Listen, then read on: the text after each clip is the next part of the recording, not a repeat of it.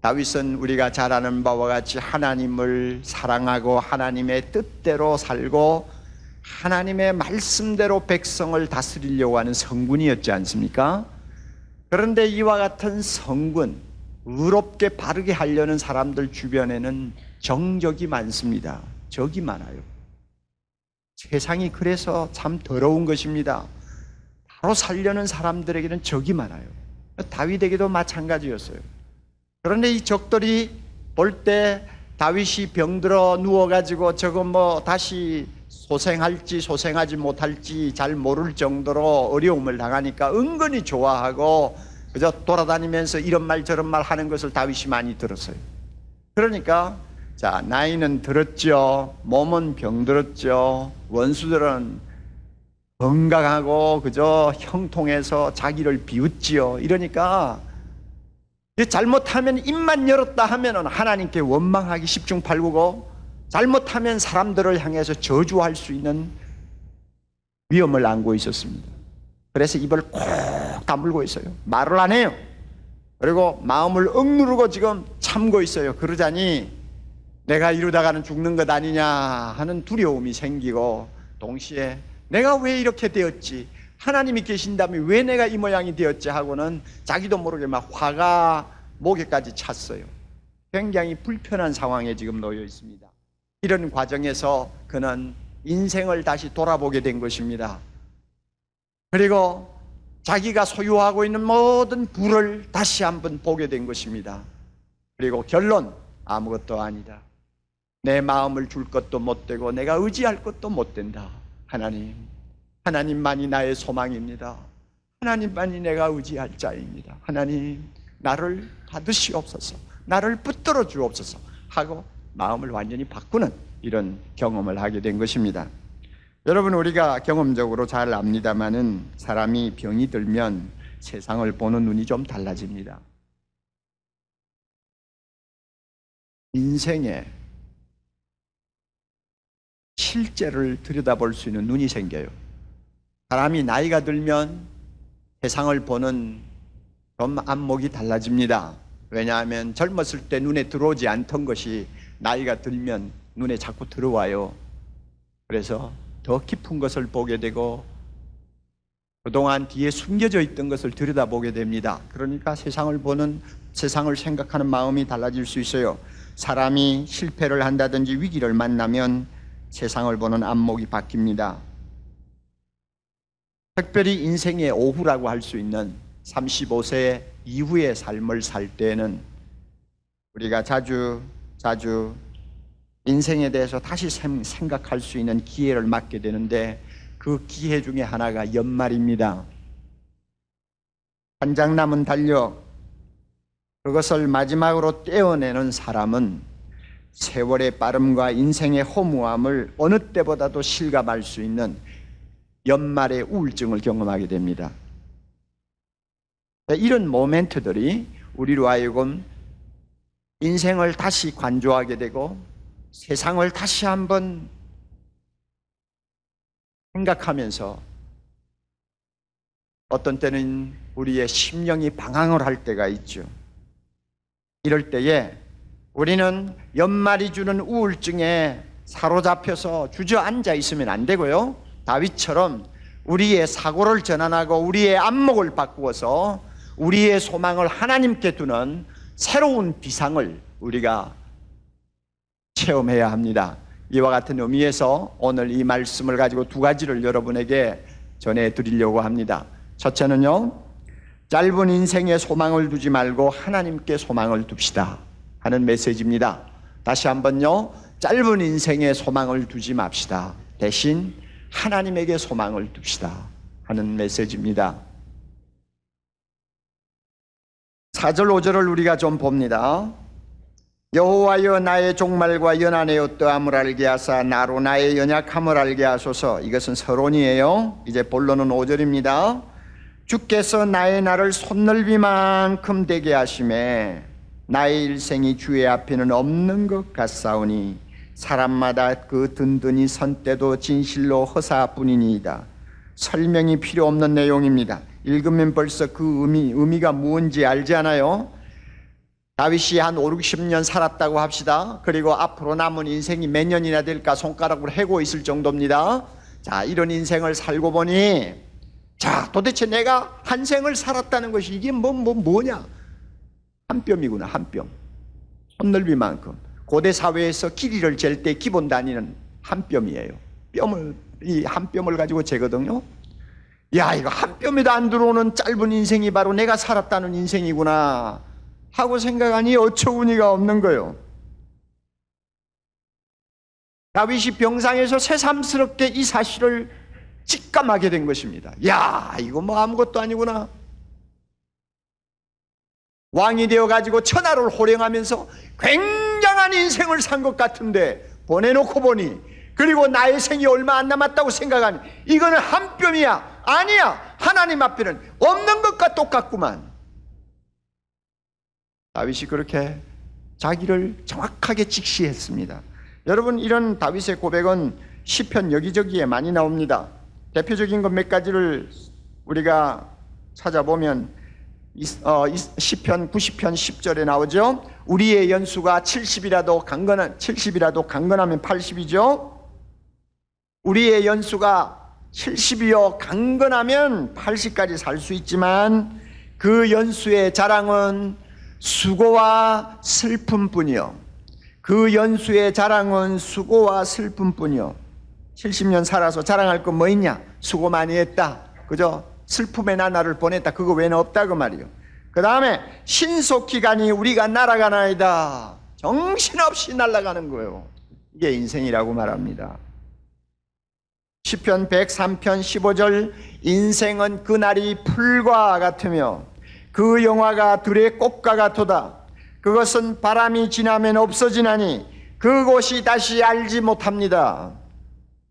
꽃이요 풀이요. 저는 들이나 산기슭에 잠깐 돋았다가 쓰러지는 풀을 잘 압니다. 농촌 출신이니까. 그리고 저 들판에 아니면 산기슭에 잠깐 피었다가 시들어지는 들꽃을 잘 압니다. 얼마나 나약한지요. 잠깐 눈에 보이다가 그 다음에는 없어져요. 이게 인생이라고 말입니다. 시편 78편 39절, 저희는 육체뿐이라 가고 다시 오지 못하는 바람임을 기억하였음이로다. 바람이래요. 인생은 바람이요. 그래서 그런지요, 여러분 창세기 5장에 가보면 고대 사회에 참 장수한 우리 선조들이 있지 않습니까? 몇백 년씩 산 사람들의 이름이 나열되고 있어요. 그 가운데서 가장 장수했다고 하는 무두셀라의 기록을 보면 얼마나 오래 살았습니까? 그 무두셀라의 한 생을 한 문장으로 이렇게 짤막하게 요약해 버렸습니다. 187세에 라멕을 낳고 그 후에 782년을 지내며 자녀를 낳다가 965세에 죽었더라.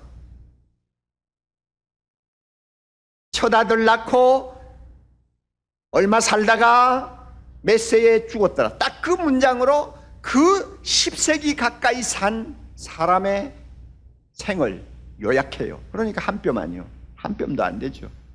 그러니까 우리같이 뭐 7, 80년 산다고 생각하는 사람은 참 덧없어요. 27에 첫 아들 낳고 그 다음에 애 낳기 싫어서 좀 살다가 뭐 75세 죽었다, 그러면 딱 끝나는 거예요. 참 이것은 풀이요 꽃이요 바람이요, 정말로 무엇을 놓고 내가 살았다고 말을 할 수 있을런지 우리가 알 수가 없어요. 더욱이 오늘 말씀 가운데서 그 5절 중간에 사람마다 든든히 선 때도 진실로 허사뿐이니이다. 참 묘한 말씀입니다. 사람마다 든든히 선 때도 진실로 허사뿐이니이다. 누구에게나 전성기라는 것이 있어요. 든든하게 서 있는 것 같이 늙지도 않고 실패하지도 않고 잘못되지도 아니할 것 같은 전성기가 누구에게나 한때 있어요. 그때가 든든한 때라고 할 수 있죠. 든든히 선 때라고 말할 수 있죠. 청춘을 자랑하는 때일 수도 있습니다. 건강을 과시할 때일 수도 있습니다. 성공하여 명성을 떨칠 때일 수도 있습니다. 누구나 이런 때가 한 번은 있습니다. 그런 때에 많은 사람들은 무언가 영원한 유산을 남기고 싶어 하는 욕망을 갖습니다. 죽은 후에 사람들이 기억해 주기를 바라고, 그리고 두고두고 자기의 업적을 인정해 주기를 바라는 그런 마음을 갖게 됩니다. 그러나 얼마나 허무한지요. 든든히 선 때도 허사뿐이니이다. 너무나 허무합니다. 언젠가는 자기가 세운 기록이 깨어지는 날이 오고, 언젠가는 명성도 사라지고 공로도 잊혀지는 날이 반드시 오거든요. 사람이 든든히 선 때도 진실로 허사뿐이니이다. 그러므로 여러분, 젊다고 교만하지 마세요. 건강하다고 천년만년 살 것 같이 거드름을 피우지 마세요. 성공했다고 큰 소리 치지 마세요. 이사야 2장 22절의 말씀대로 이런 말씀대로 너희는 인생을 의지하지 말라. 너희는 인생을 의지하지 말라. 그의 호흡은 코에 있나니 수에 끼일 가치조차도 없느니라. 옳은 말씀이죠. 숨만 끊어지면 수에 끼일 가치조차, 손으로 헬 가치조차도 없는 존재라는 것, 이것이 말씀이 우리에게 주는 진리입니다. 흔히들 보면 세상 사람들은 인생이 허무하다는 것, 인간의 성공이니 명성이니 다 별것 아니라는 것 다 인정해요.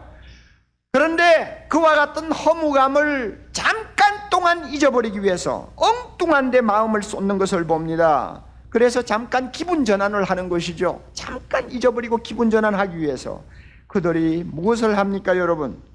쇼핑에 마음을 빼앗기기도 하고, 영화관을 드나들기도 하고, 스포츠에 열광하기도 하고, 게임을 하는데, 또 여행을 하는데, 오락을 하는데, 어떤 때는 화장품, 여러분 별의별 곳에 마음을 다 쏟아놓고 잠깐 인생의 허무함을 잊어버리려고 합니다. 나중에 가서는 사치하고 음주하고 탈선하고 성물난한 행위를 하고, 이러면서 잠깐 인생의 허물을 어떻게 하든지 잊어버리려고 하는 몸부림을 치는 것을 우리가 봅니다. 얼마나 답답한 일인지요. 그래서요, 어떤 사람이 말했습니다. 우리 사회는 음모 집단이라고요. 음모를 가진 집단이다. 그래서 사람들로 하여금 인생의 진실을 보지 못하도록 온갖 잡된 것, 온갖 눈으로 보기에 화려한 것들로 사람들의 안목을 가려놓고 속이는 거죠. 그래서 음모 집단이라고 그래요. 여러분, 그렇게 잠깐 기분 전환을 한다고 해서 인생의 허물을 우리가 극복할 수 있습니까? 인생이 아무것도 아니라는 하나님의 말씀을 거부할 수가 있습니까? 절대로 거부할 수가 없는 거예요. 아무리 우리가 기분 전환을 하려고 몸부림쳐도 우리의 실존적인 진공 상태를 채울 수는 없습니다. 이것이 우리의 현실이에요. 그러므로 우리는 이제 다윗처럼 눈을 돌려야 합니다. 다윗처럼 눈을 돌려야 합니다. 세상을 향하던 내 눈을 돌려 하나님을 향해서 하나님을 바라보아야 합니다. 다시 말하면, 주여, 나의 소망이 어디 있습니까? 나의 소망은 하나님께 있습니다. 하나님께 있습니다. 그래서 세상을 보되 내 입장에서 보지 않고 하나님 편에서 세상을 보는 것입니다. 인생의 초점을 인생에게다 맞추지 아니하고 하나님에게다 초점을 맞추고 세상을 보는 것입니다. 하나님이여, 나의 소망은 주께 있나이다. 주께 있나이다. 주님 편에서 세상을 보기를 원합니다. 주 안에서 인생의 모든 것을 해석하기를 원합니다. 모든 나의 인생관은 주님으로부터 시작해서 주님으로부터 마치기를 원합니다 하는 내용이 바로 주여, 나의 소망은 주께 있나이다 하는 말입니다. 우리의 사고를 전환시켜야 됩니다. 우리의 마음을 바꾸어야 합니다. 그래서 헛된 세상에다가 마음을 집중하지 말고 영원하신 하나님 앞에 우리의 마음을 드려야 됩니다. 이럴 때 우리는 허물을 극복할 수가 있습니다. 하나님한테만 영원히 존재합니다. 하나님에게만 영원히 있습니다. 믿습니까? 하나님에게만 영원히 있습니다. 예수님이 말씀하셔서 요한복음 10장 28절입니다. 내가 저희에게 영생을 주노니 영원히 멸망치 아니할 터이요 또 저희를 내 손에서 빼앗을 자가 없느니라. 요한복음 11장 25절 26절 나는 부활이요 생명이니 나를 믿는 자는 그 다음에 뭡니까? 죽어도 다같이 살렸고 무릇 살아서 나를 믿는 자는 다같이 영원히 죽지 아니하리라. 내가 이것을 믿느냐 그랬죠? 하나님에게만 영원히 있습니다. 하나님만이 영원히 있습니다.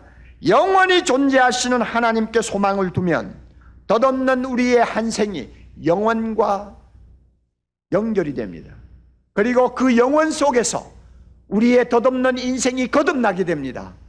하나님께 소망을 둔 사람은 하나님 편에서 우리의 덧없는 인생을 다시 재조명하게 됩니다. 그럴 때에 우리의 하루하루의 삶에 새로운 의미가 있다는 것을 발견합니다.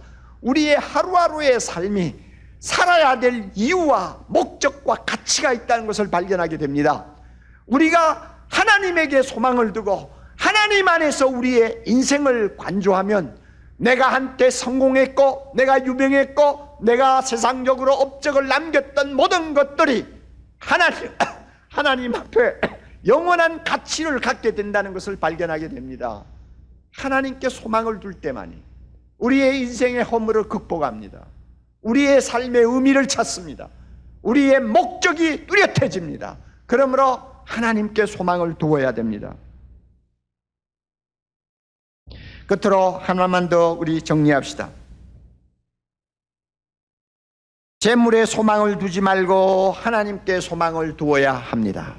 재물에 소망을 두지 말아야 합니다. 6절 보면 진실로 각 사람은 그림자같이 다니고 헛된 일에 분유하며 재물을 쌓으나 다같이요 누가 취할런지 알지 못하나이다. 다시 한번 재물을 쌓으나 누가 취할런지 알지 못하나이다. 우리가 세상을 살면서 열심히 일해서 열심히 돈을 버는 것은 하나님이 주신 축복의 하나입니다. 돈을 버는 것이 잘못된 것 아닙니다. 돈을 모으는 것이 잘못된 거 아닙니다. 하나님이 축복하시는 사람은 또 그런 은혜를 받습니다. 재물은 우리가 인간답게 살기 위해서는 절대로 무시하지 못할 중요한 요소가 됩니다. 또 하나님의 나라를 이 땅에서 펴기 위해서는 재물이 얼마나 필요하다는 것을 우리는 일을 하면서 많이 느낍니다. 하나님의 영광을 위해서 돈이 필요할 때가 많이 있습니다. 성경에서는 재물과 관련된 성경 구절이 2300개가 넘습니다. 그리고 예수님이 하신 비유 가운데서 38개 중 16개가 재물과 관계되는 비유입니다. 그만큼 돈, 재물 이것은 우리의 삶에서 떼놓을 수 없는 아주 중요한 위치를 갖습니다. 하나님도 건전하게 벌고 열심히 벌어서 재산을 모을 수 있다면 그리고 그것을 바로 쓸 수만 있다면 우리 모두가 또 부자가 되기를 원하시는지도 모릅니다. 그러나 여러분 돈을 모으는 것은 좋으나 거기에 치명적인 약점이 있다는 것을 우리가 꼭 기억해야 합니다. 두 가지 약점. 돈은 모으면 모을수록 마음이 계속 거기에 빠진다는 것입니다.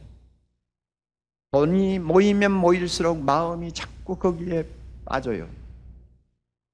우리 교회 안에서 진짜 헌금 잘하는 사람들은 모아놓은 사람들이 아닙니다.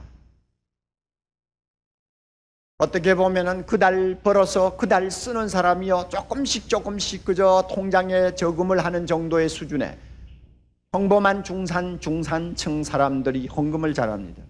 그들은 아직도 내 것이다 하고 쌓아놓은 것이 별로 없어요. 그러므로 재물의 마음이 뺏기지를 않고 있어요. 하나님이 필요하면 언제든지 내가 좀 덜 쓰고라도 주님 앞에 내놓습니다. 그러나 우리 교회에서 진짜 헌금 자라나는 분들은 부자들입니다. 돈이 많아요. 숨겨놓은 재산이 많아요. 제가 모르는 것 같아도 다 투시로 알고 있어요.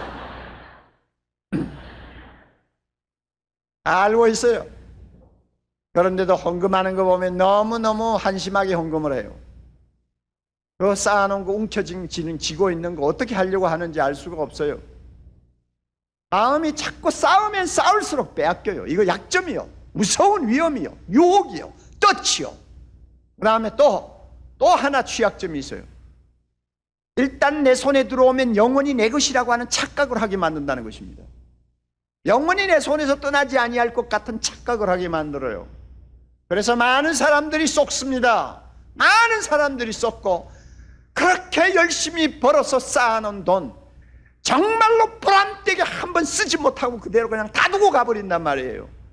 그래가지고 돈 가지고 별 볼 일 없는 사람 만들어 놓은 자식들에게 그 돈 다 주어가지고 3년도 안 돼서 5년도 안 돼서 그 돈이 또 누구 손에 다 가는지도 모르는 그런 허황한 인생을 살고 끝내요.